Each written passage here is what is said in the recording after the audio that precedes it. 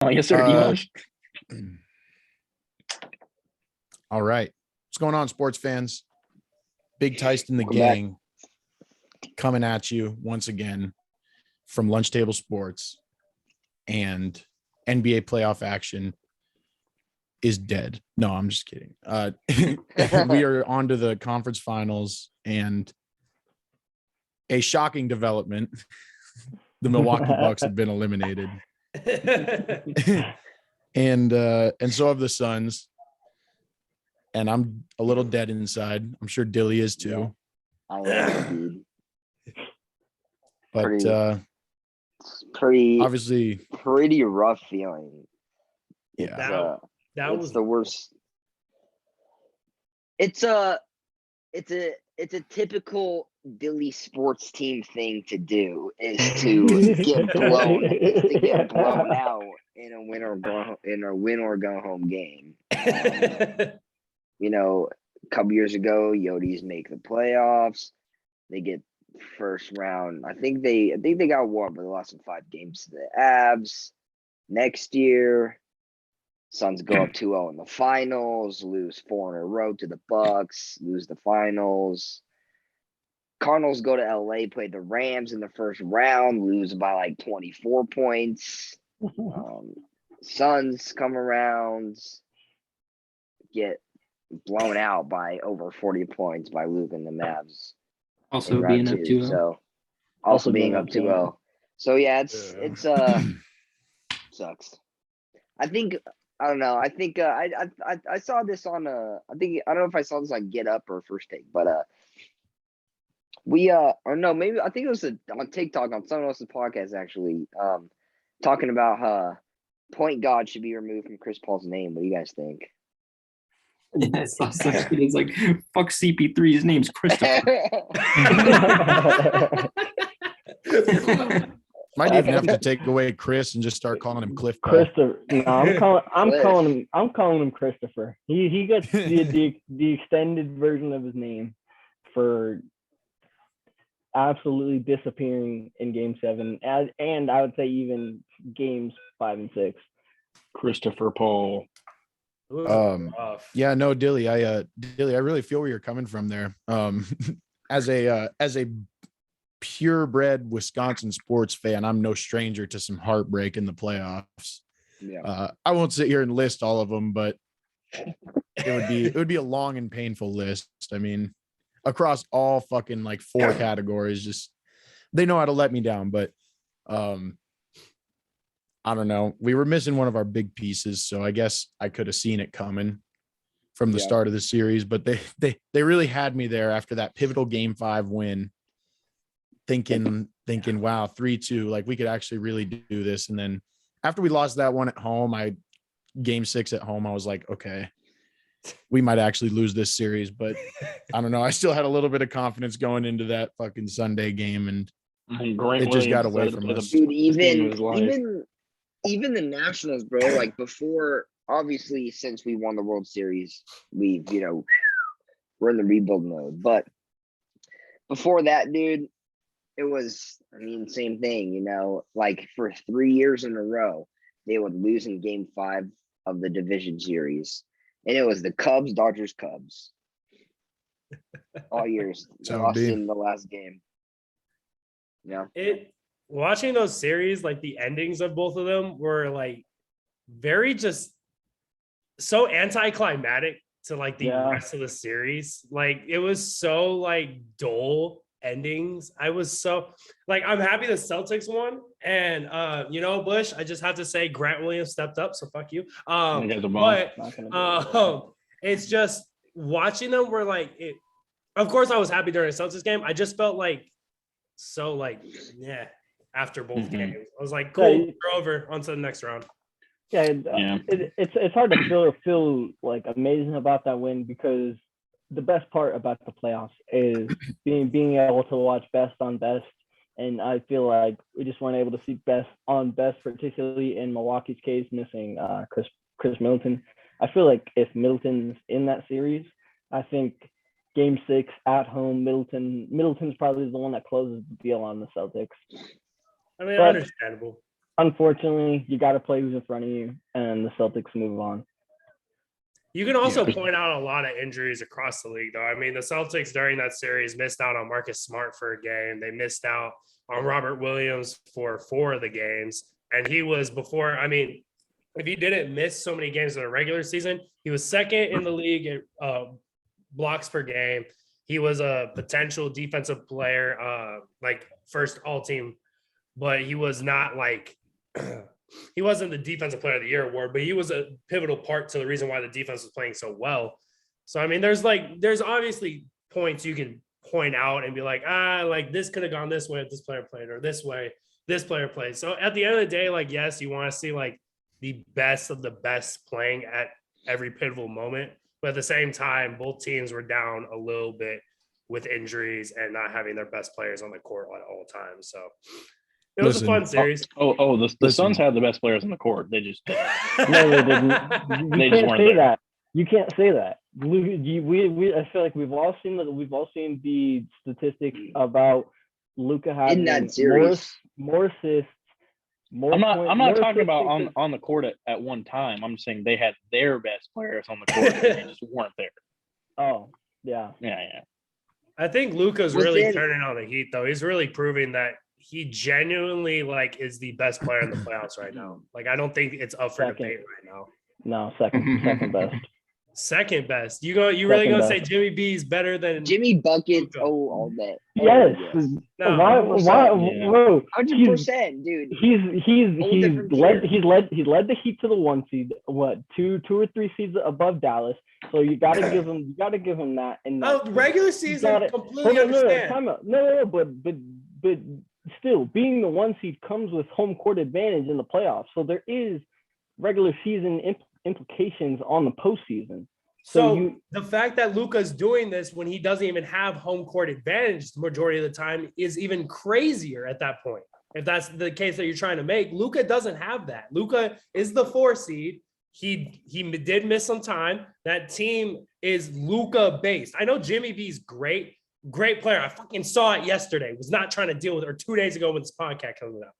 2 days ago, Jimmy B scorched us, especially in the third quarter. Half his points came for the free throw line. I'm not going to talk about it. It's fine. It's whatever. Yeah, it's fine. Make your free throws. No, it's fine. Whatever. I don't want to hear it. But I don't think Luka is astronomical. Like, he is so pivotal to that team. Like, I don't think you could take him out and put Jimmy B in that same situation and be having the same success at all. Yeah, obviously not you, because. But I think you could if you put Luka on the Heat. I genuinely think that team. That's because Luka is a better offensive player. Luka's a good defender too. It's not like he's a slouch. Now he is. He's stepped up defending. Like, and that's what I'm saying. You wouldn't say this about Luka in the regular season because he doesn't normally play defense in the regular season. This is the first time we're seeing Luka lock in on the defensive side of the ball and actually play it. And in the playoffs, it's showing. I mean, he's playing like the best player in the playoffs. Bro, I'm not saying he is the best player in general, but he's playing like the best player in the playoffs. I get the argument for Jimmy B. Butler has 4 or 5 40-point games in the playoffs this season. How many does Luka have? Like, I don't know. I'm not paying attention to Luka. You go do the research for that information. But until then, I'm gonna. He's averaging the most points per game by a player that's still in the playoffs. Giannis was up there when he was. Jimmy Butler is the only person in the playoffs remaining, averaging 25 and shooting on 50% shooting percentage. The only player. Plus, he's averaging like 2.5 steals a per game. Jimmy's impact on the floor is just as equal to Luka's when he's playing on the Mavericks. D-Mon just trying to say Game 7, Grant Williams is the best player in the playoffs right now. No, definitely not. But I think when you look at the full body of work and like how these games have come to fruition, like, yes, Jimmy B has been an integral part to the Heat. The Mavs had no chance. Absolutely no. I feel like without Jimmy B and they had the rest of their players, I think genuinely the Heat could still win that series against the Sixers. Against the Suns, they would have no chance without. No, I personally, I think a Heat with no Jimmy trying to play against the Sixers is not happening, because again, Jimmy dropped 33 times, 40 once, and all in six games. But you still have Victor Oladipo coming off the bench, which is a player that was a former All-Star, and I feel like if you gave him a starting role, could have similar production. Not to that level. I'm saying similar, especially on the defensive end. Maybe not offensively. I understand that. Defensively, could easily give you the same production. Easily. Okay, but that defense is great and all, but nothing matters if you're not putting points on the board. Victor Oladipo is not ready for a superstar role.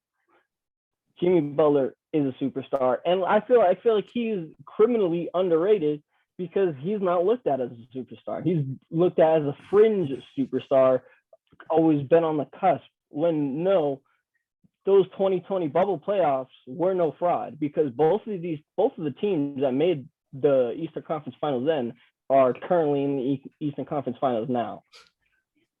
Yeah, no, you're completely right about that. I mean, I'm not here to say Jimmy B is bad. I think Jimmy B is easily, like, if you really want to put it, 1A, 1B. I just think Luka has been absolutely dominant in this playoffs and has been, like, just when compared back to back with their teams, how the series went, Luka carried the hell out of this team. Yeah. Miami had a lot of other players step up. So why are we putting that against Jimmy? I'm not, but that's not against Jimmy. That's for Luka. That's the point. That's why I'm trying to say I'm not dogging on Jimmy. Jimmy's done everything he possibly can to win too. Luka's just done it even better. Like, that's just all I'm saying. Like, he's had less help and done more. I would probably say statistically, Jimmy Butler has been more impressive in the playoffs, but Luka has definitely had to go through more in terms of, like, being down in a series and winning 2 in a row, including a game 7 on the road. Like, so I mean, he's got that going for him, but you can't hold that against Jimmy either. But that's what I'm trying to say. Like, it's not like I'm trying to dog either player. Both players have been phenomenal and critical to their teams. Just looking at it, and opponents played when you look at everything that these teams have had to go through, Luka has just done everything. He's just done. I don't know how else to put it. Like, I just look at Luka versus Jimmy, and I'm just like, Jimmy B and the Heat have had to play the Sixers with a broken-faced Joel Embiid and a downgraded James Harden. And the round before that, they had to play the Hawks, which is literally just Trae Young, and Trae Young can't shoot over anybody that's above 6'4". First off, hindsight is 2020. We were all expecting James Harden to come out, and at least most people were expecting James Harden to come out and be explosive. He's a bum.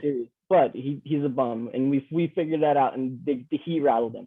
So you can't say that a downgraded James Harden was part of the way. You can, like, when you're looking at who both Luka and Jimmy have played, Luka didn't play a game or 2 games against the Jazz, and then when he came back, they won 4 straight. So that's Luka.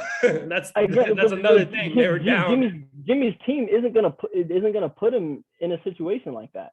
So what you're saying is Jimmy's team is better than Luka's team.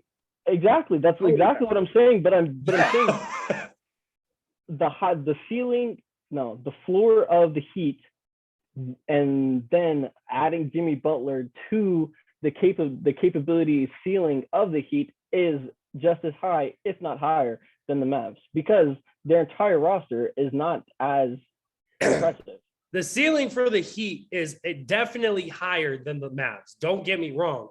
Luka is the point that I'm trying to make, though. Is Luka is the reason why the Mavs are winning and the reason why they are so good and still as a 4 seed in this playoffs. But versus a 1 seed that is already a phenomenal team and has Jimmy B just playing out of his mind too. This is no surprise. We've seen this type of effort from Luka in the playoffs before in previous years, and we've seen the same effort from Jimmy before. But he didn't have the team that. That's exactly what I'm saying. Like, oh my. These guys going at each other, just like they're keep talking about this, man. It's funny that the conversation switched to those two players though, because according to the sports books, Jimmy Butler is currently the favorite to be the first ever Larry Bird Eastern Conference Finals MVP, as is Luka to be the first ever Magic Johnson Western Conference Finals MVP. Wow. So definitely the two top dogs in the playoffs in terms of like single like performers. But yeah. It's just give me Iguodala. Yeah. Oh God. No, but tonight, I guess it'll be last night when this comes out. But we got the Mavs Warriors game 1. I feel like the Warriors are kind of just kind of quietly going along. I mean, once Ja was kind of out of that series, I feel like it kind of quieted down a little bit. I mean, the Grizzlies had their big win, but I feel like the Warriors could be the scariest team left in these playoffs. I mean, they got all their pieces pretty much fully healthy now, and I believe they're the only roster that has any like rings on it already in terms of like players with rings. PJ Tucker's got a ring. Oh yeah, true. PJ Tucker. Yeah. Let's go. But like when you look, I mean, when you look at the core though, like the top players. Their core, like their stars are champions, which is a very valuable thing to have. So they're also the oldest team in the playoffs. Still, they are definitely. So it makes actually sense. No, the Heat are the oldest team in the playoffs. That makes sense. I actually had to look that up because but we're talking about cores of the team. Yeah, I know. The core of the team is older. I know. But is Udonis Haslem still on the Heat? He's got to be bringing that number up like 8 years himself. Like, dude, he's like 30. He's like 39, right? He's like 39. No, I'm sure he's like 40 something. He's old. He's old. But it's just like, yeah, you're definitely right. The Warriors are probably the scariest with all those connected. But at the same time, like, just watching the Warriors is like watching organized chaos. Like, there's a reason why they can look like the most dangerous team in the league and then look like the worst team when they were down by 50 to a Memphis Grizzlies team that had no job. Like, if they're hitting and that craziness is all going according to plan, perfect. But as soon as there's a few missed passes, it goes way downhill from there. Just straight. Let's not forget that in the series ending game against the Grizzlies, they had thrown away the ball and gave like 25 turnovers against any other of these teams. They're not winning that game. So they've got to show consistency with keeping the ball to make sure that they can really get to the finals. I'm looking for Draymond Green to step up and have a really big series. He's gonna have to. Draymond Green is that fucking. What's a big game for Draymond Green though? What is that looking like? 12, 14, and 10. Draymond, show me a low scoring triple double at least twice in this series. Like Draymond. I said, we got 12 like I said, man. Don't be surprised if you see the GOAT Andre Iguodala back on the floor this season. He's not playing, bro. He's not getting on the court, bro. Don't be surprised, man. He's not getting. That was the Bron stopper back in the day. He's just there to be on the bench to show Curry how to win a Finals MVP. That's facts. Poor Curry, man. No, I definitely think that's driving Curry, though. I mean, like, players will always say that they're not like driven by the personal like achievements and stuff like that, but you know for a damn fact that Curry is not going to rest until he gets that Finals MVP, whether it be this year or like in 5 years. Like, I mean, just dude is definitely hungry for that, and he's got a real shot at it. You're just the best player on the court. Like, you're supposed to be like the guy that's running the show for that team, and you're the one that still hasn't won that award. Like I mean, if you look at who won it before him, it was Andre Iguodala, KD, and Bum. KD. I think KD won both of those finals MVP. Mm-hmm. I mean, it's not like they were needed. I mean, like KD won those awards, but it's just like when you look at who is the face of that franchise right now and still doesn't have that finals MVP with as many times as they've been, it's gotta hurt. It's gotta hurt a little bit. He's definitely wanting that. It would be the funniest thing in the world, though, if they go win the chip and Clay gets finals MVP or Jordan Poole. I was about to say, don't let Wiggins. Oh, give it to Wiggins. Come on. I was about to say, don't let either of these series have the Warriors up 3-2 going into Game 6 because you know who's about to go off. Oh God. It's headband play season, baby. Oh man. Yeah, no, but I definitely think that all 4 teams left are like definitely have a shot at winning the championship. I don't think there's like a weakling. Like I feel like last year the Hawks were kind of pretenders. Like they made it to the East Finals, but everyone was like, okay, yeah, no, the Hawks ain't winning no fucking ring. Yeah. I don't really think you could say that about any of these teams this year. I feel like the best have really separated themselves in both conferences. Well, when looking true colors were shown. You can kind of feel like, I mean, I maybe it's a personal thing because obviously I'm a Boston fan, but when looking at the East versus the West, when those 3 teams were still in, it was Milwaukee, it was Boston, and the Heat. I wasn't considering the Sixers. It was by the time that it was like Game 7. I was like, one of those 3 teams will be winning the championship. Like, no hate on the West. I just don't see them stacking that well against those other teams. Like, obviously the Warriors are great from range. They're great offensively. Their defense is still not up to caliber with any other team in this division at all, with either anybody that's left. The Mavs have hot streaks, and it showed in the last game in Game 7, but Luka is that piece that if you find a way to clamp him, or even the rest around him, like either him by himself or the rest of the team, like, which sounds stupid, but it's not as difficult as it seems. Yeah, what happened with the Celtics versus Bucks game. I mean, the man had like damn near 50, but the rest of the team couldn't score to save their life. So like when looking at how defensively sound the rest of those 3 teams are in the East, and now the 2, I feel like the Heat or Boston are going to be the ones that take it all. Like at this point, I don't think defensively versus the offense, those 2 teams in the East have as much firepower offensively and are just that much more dominant on defense than those other 2 teams. Yeah. I think that about wraps it up for NBA playoff chat, unless anybody else has anything to add. I'm cool. I'm straight. No. Don't let the series play out. Before we switch over to a different sport, the lottery just happened. Draft lottery. Orlando Magic, Oklahoma City Thunder, Houston Rockets are the top 3. See the Thunder. The Thunder, I think the Thunder are about to be nice in a little bit, bro. If they get either one of the top big men in Holmgren or Jabari Smith, I think you like develop him along with Giddey and Poku and Shea.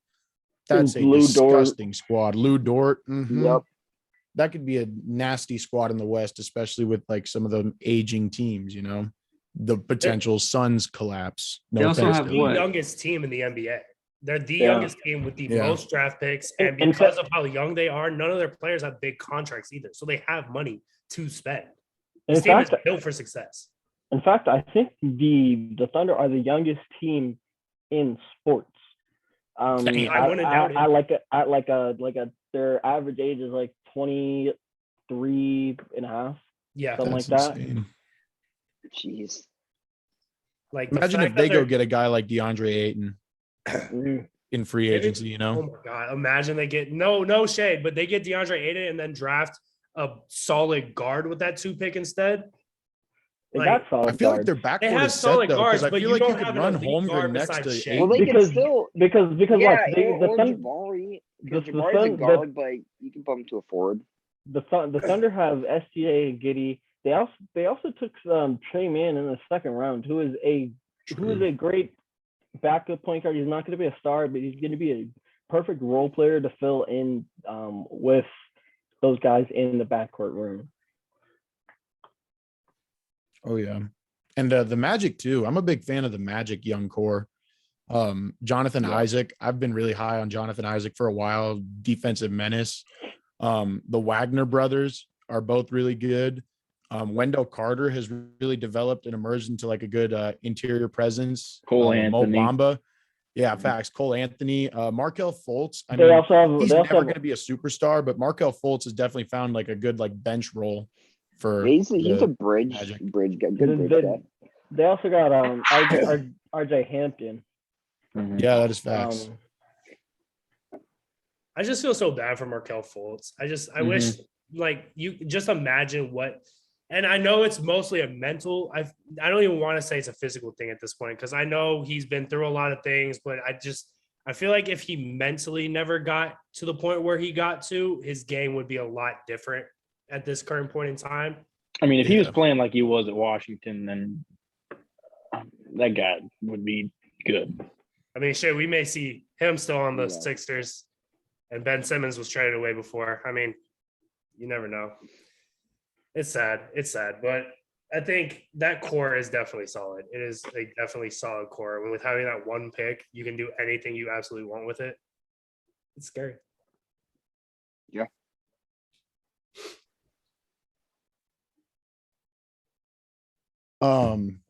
All right, moving on to some football. Another light news week for the NFL, but we got some news either yesterday or today that James Bradbury, recently released corner from the Giants, will be hopping over to divisional foe Philadelphia Eagles and joining their secondary, which I really applaud that move for the Eagles. They've been super aggressive this offseason, making some big acquisitions, and this only shores up that secondary even more. Put him next to Darius Slay, who's still playing at an elite level. That's really nice for the Eagles. I think they're kind of making themselves the clear favorite in the NFC East. I think so. Well, I think that Dallas is low-key falling apart with, they let go of Amari Cooper for a bag of chips and a six-round pick, and then they haven't. I don't feel like their draft really solidified them getting any better. Yeah, I don't think so either. Yeah.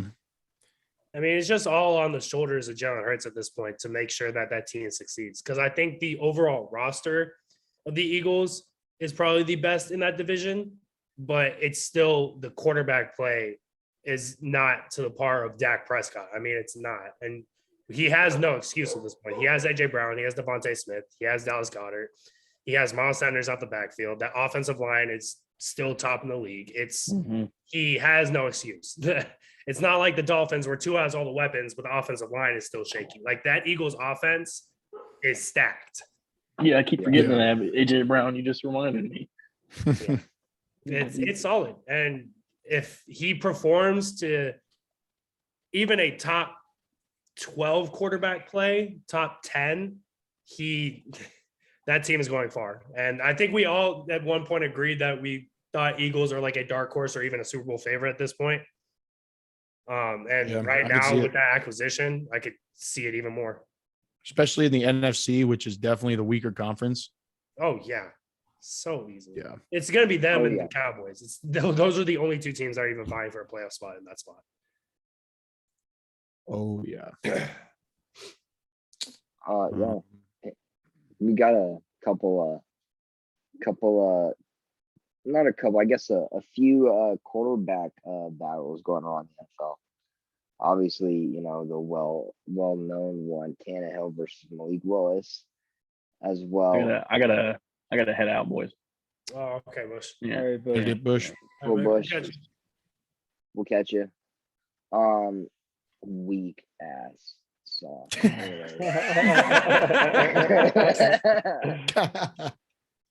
Bushy, when you watch it, just know that your shirt is off.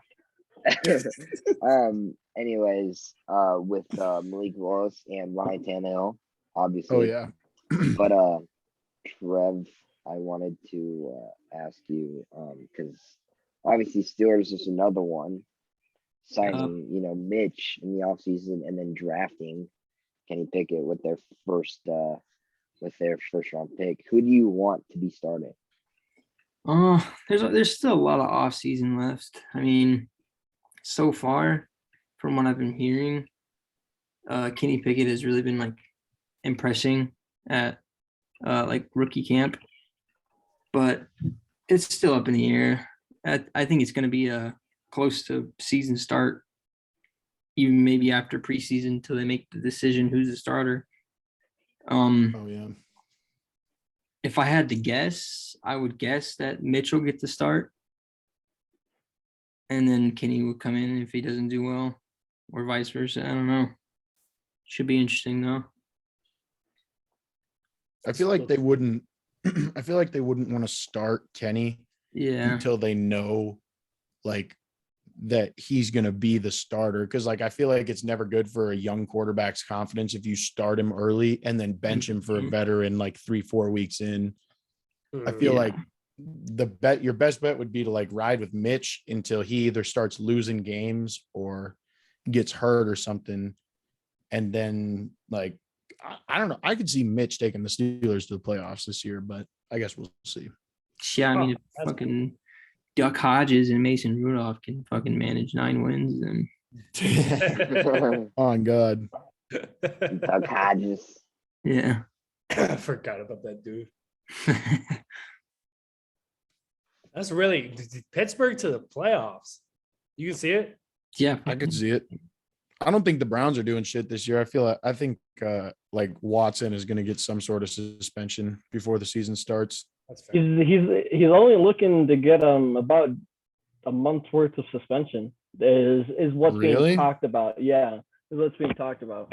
Huh. Yeah, 3 to 4 weeks. Yeah, and me and Sai were looking at it 3 to 4 weeks. It's honestly best case scenario for the Browns because their schedule in those 4 weeks are the Panthers, the Jets, the Falcons, the Steelers. Yeah. Wow. And if it's only 4 games, then Baker could probably lead them to a 3-1, or Jacoby Brissett, whoever their backup is, can easily lead that offense to a 3-1 start. Oh, and then Deshaun Watson practically gets a jump start with that type of record. So I don't know. I would say the Browns, and to me still the Ravens are going to be fighting for the title of that division. That's fair. Ravens and the Bengals, I think, are the top 2. I mean, that makes sense. I mean, it's still fair.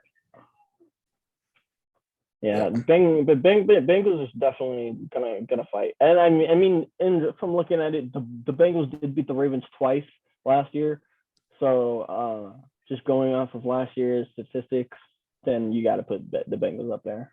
You do. Yeah. I think it's a 3-way fight for the one spot in that division. I mean, sorry to all Steelers fans out there, including Trev, but I just feel like those top 3 teams are all around built better right now than the Steelers. I think the Steelers have a lot of good key pieces, but they're young in specific spots, especially QB, and their offensive line still needs some rebuilding.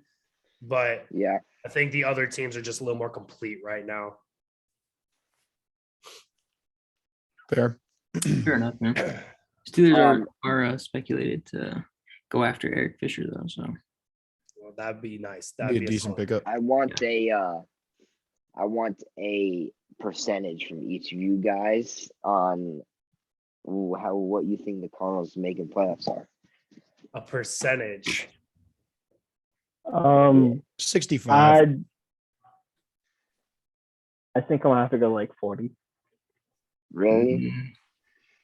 I was thinking about 50. Winning their division. Like 52. I was thinking like winning 52. their division, I would say, is like in the low teens, maybe like 20%. But being like the weak NFC, I feel like the wild card is very wide open. And so, like, if you're just talking making the playoffs, definitely got to be above 50 for me. We have the second hardest schedule Yeah, see, that's why I also don't. You gotta play tough people in the NFC, and I don't think that they finished 11-6 last year. I think that's good, especially with D-Hop out half the season. I don't think they're gonna be able to sustain their winning ways like they did last year. I mean, so our first 3 games are Chiefs, Raiders, Rams. Oh, That is painful. Yeah, and then we have Patriots, Broncos, Bucks at the end. What the fuck? In a row. That's rough. I'm sorry. Yeah. We also have the Saints. We also have the Saints and the Eagles. And Niners twice. Because I'm looking at it right now. If I think these are teams that are most likely to make the playoffs for me. Eagles, because I think they'll win the division. Packers, Vikings, Bucks. And then honestly, I think the Niners are a better team than the Cardinals, as far as like being complete and being coached well. And then they're not even going to win their division, and the Rams are going to win that. So that's 6. And I don't know. You could fight with the Saints. You could fight with maybe Dallas if they're in the playoff hunt. But I think it'll be a tough year to make it back to the playoffs for the Cardinals. I don't know about y'all, but I'm not very high on the Vikings. It's a toss-up for me with the Vikings. It's one of those things where, like, yes, they have the firepower on offense, but the offensive line is still not good. It's very, like, middle of the pack, if not bottom half. And then the defense, without Danielle Hunter, they were lost. Like, that defense was awful. And that's just not how the Vikings have played ball before. And new head coach, it's going to be interesting. I think my big issue is Kirk Cousins. I'm high on Kevin O'Connell. Gonna come in and kind of change the way that offense looks for Minnesota. And I think they'll consistently put more points on the board than they did last year. I just don't see Kirk Cousins being a winning quarterback. I mean, like, I know they say like numbers don't lie, but I feel like Kirk Cousins' numbers lie because on paper he's like a pretty good quarterback and he produces and stuff. But there's just like, I don't know. I feel like he's just not that dude. I mean, we've all seen Kirk on prime time. He just, I don't know. That's a hard team to judge. I could very easily see the Lions finishing above them in the division, though. Really? I might put in a bet for the Lions to finish second in the division. I'm high on the Lions this year. What the fuck? Yeah. Give me Bryce Young to the Lions, and you can say the Lions are winning the North. In that next year. I don't think Bryce Young is leading no fucking Lions team as a rookie over the Packers and Aaron Rodgers in the NFC North. But Packers are retiring. No, he's retiring next year. Rodgers is retiring. We're gonna get rid of him. We're not gonna have to worry about him in the North anymore. I don't want to envision a world where I have to keep dealing with him. So we're just gonna keep saying he retires every season.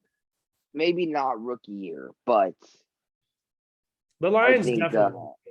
Yeah. I think Bryce Young could be better potentially than Jared Goff. Oh, 100%. 100%. Real quick, before we wrap it up, I want to hear from each one of y'all. One game from your team's schedule that you're dreading and one that you're excited for. I'll kick it off here first. I'm dreading week 3 at Tampa Bay. We never play Tampa Bay good, especially in Tampa Bay. And I have a good feeling that that's a classic Packers get the brakes blown off of them type of game. And the fucking sports media runs wild with it. But moving on, another candidate for that was the London game. Also, I'm not trying to wake up at fucking 5 a.m. But a game that I'm really excited for is the Cowboys coming to Green Bay, the return of Big Mike. I bet they'll play some like dope, sappy fucking like video package for him, like a tribute thing before the game. I bet it'll be pretty cool. So that should be lit.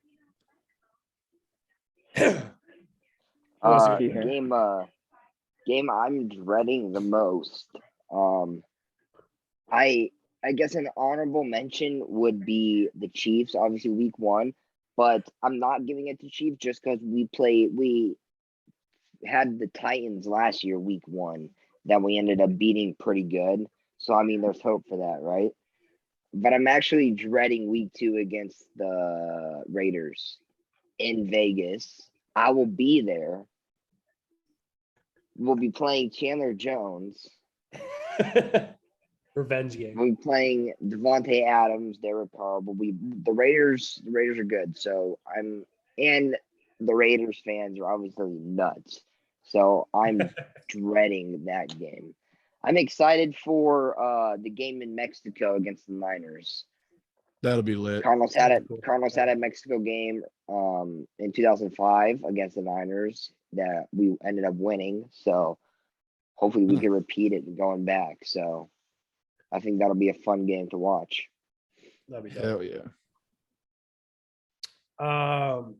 One game I'm dreading, and it's every year, is when the Bears have to play the Packers on prime time.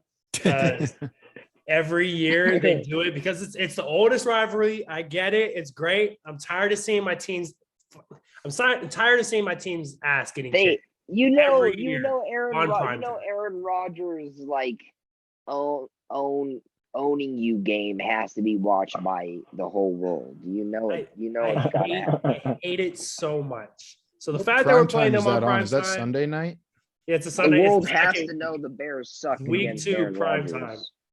Hell yeah. So that's that. I hate that game. I'm gonna despise it. If the Bears pull out of their ass, great, cool.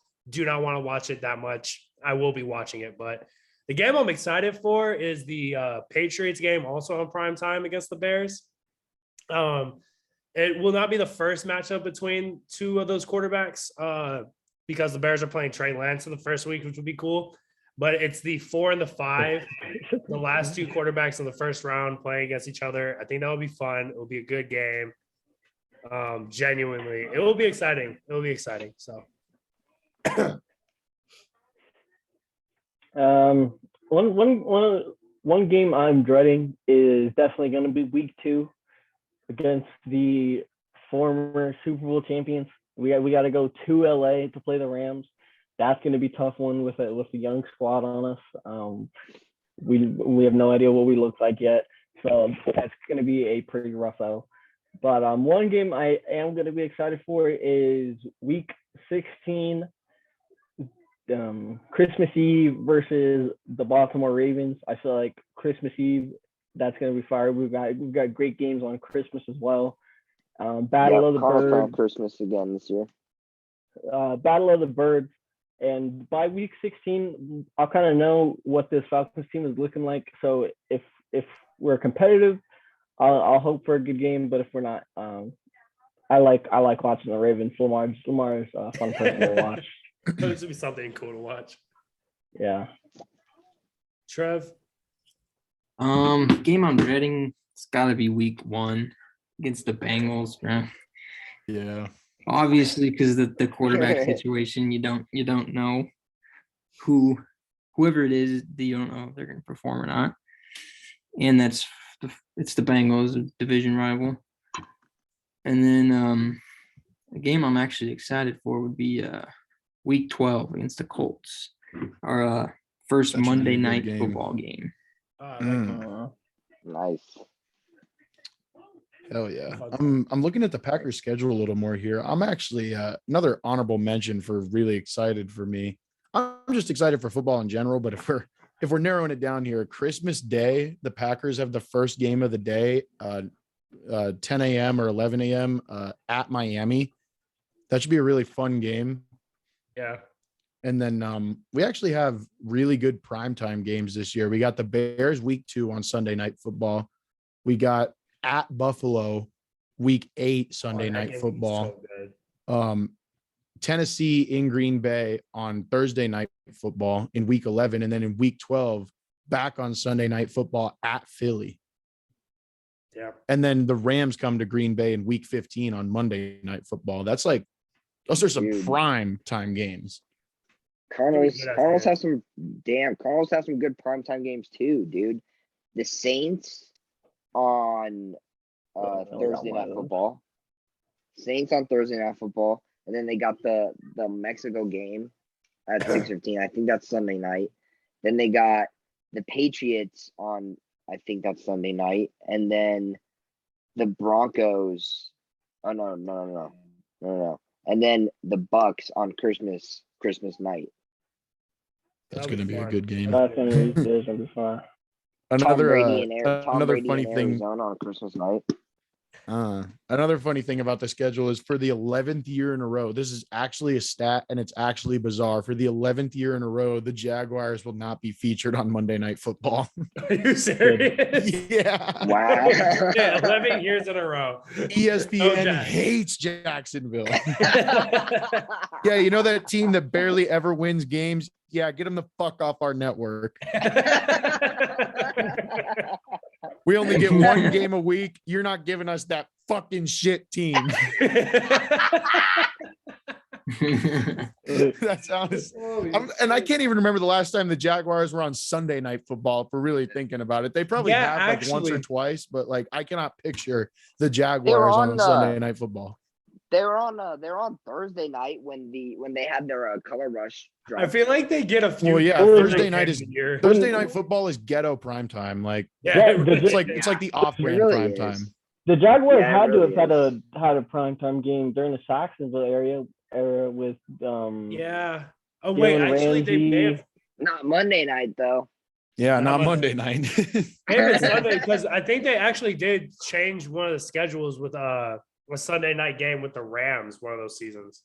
Oh, okay. Like- That would make sense. Yeah, I mean they were that was some good entertaining football at that time, but And that 1 year, the past fucking how many years they've been alive that they've been good. that's the most Jaguars thing ever to be really good, but it only lasts one season.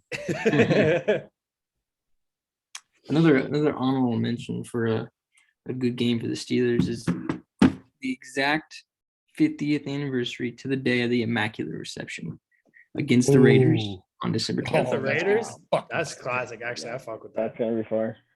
That's gonna be so fire. Is it in Pittsburgh? Yes, I think. Wow. Oh, that's fire. The Steelers got to rock them throwbacks for that game, like the ones with the block Honestly. numbers. Dude, bro, tickets to go to a Raiders game in Vegas are nuts. We bought 3 tickets for the Cardinals game in Vegas, $1,500. Jesus. Huh? Bro, Lambeau Field is the same way, except it's a fucking like 100-year-old stadium with bleacher seats. I was looking at Dude, at the Mike McCarthy homecoming game. Cheapest seat on SeatGeek was like $480. Yeah, Holy that's shit. exactly how it was, dude. It's And that's to go crazy. sit on fucking frigid cold bleacher seats. Dude, Like- I went to a Cardinals game in Lambeau for a snow game when we had Josh Rosen. I remember that game, and Devontae made a sick touchdown catch. Yeah, and Yeah. Packers missed a field goal and the Cardinals won. It was nuts. That's right. Oh yeah, holy shit. Forgot about that. Yeah, that was that year we were ass. Yeah, I was sitting right behind that field goal. But yeah, it was Love crazy. to see it. Love to see it. Freezing. Well, all right. Anybody else got anything to add before we wrap Uh, this up? So, Oh, I got a lay of the day. Read that off real quick, and then we'll scurry on out of here.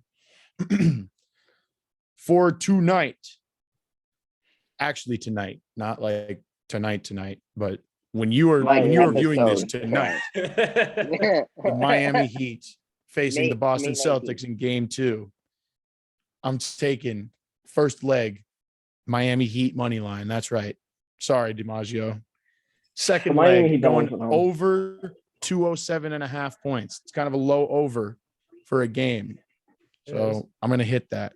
Third leg, Gabe Vincent of the Miami Heat. He's going to hit more than 1.5 threes. He's going to go over that. yeah. And then last leg, Tyler Hero, 15 plus point score. yeah. 4 legs plus Okay. 567 on the odds. Throw $10 on it. You'll win 56.70. Not bad.